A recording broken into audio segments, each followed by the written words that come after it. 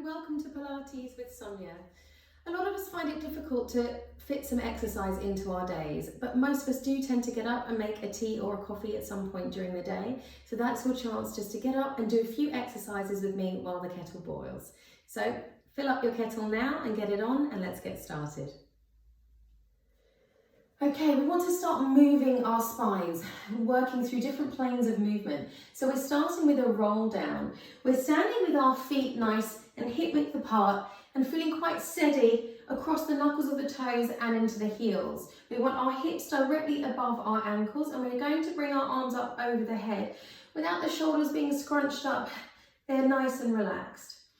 Take a breath in. Now, as you breathe out, start to bring your chin towards your chest and dive forwards, curving through your spine bit by bit to come down as low as you can towards the floor. Soft knees. Breath in here. Now, as you breathe out, anchor into your heels and slowly roll back up through the spine, bit by bit by bit, to come all the way back up. We're going to go again. And breathe out. Actively try and curve through every single vertebrae. If anything feels stiff or sore, don't force it. Just go as far as you feel comfortable. Keep those hips steady. Use the tummy as you roll back up, activating those core stabilizer muscles. Good. We're going to do one more. Curve through it. Soft knees. Feel the spine softening as you go down centrally between those feet. And slowly take your time, central as you can, to come up. You may want to pull to one side. Try to ease it out. All the way back up. Let's take those arms down and roll those shoulders. So my kettle's boiled, and today I'm having some Tea Pig snooze tea. It's really lovely to have a nice relaxing tea to help you sleep at night, or just to calm down when you're having a bit of a hectic or stressful day. So I'm just filling up my cup now. I'm leaving this some time to brew.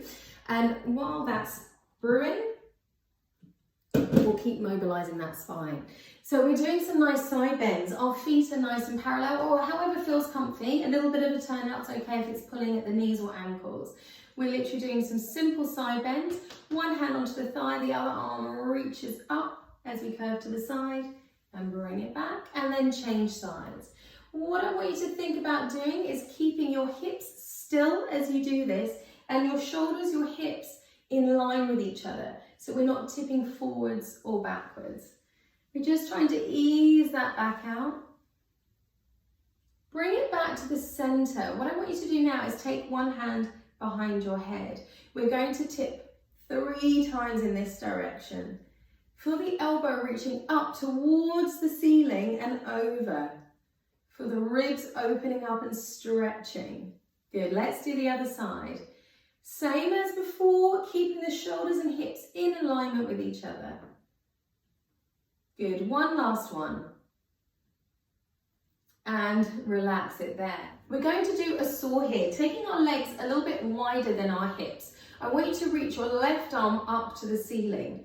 You're going to reach down towards the little toe on the right side and lift your right arm up behind you. Let's come all the way up on a diagonal and swap.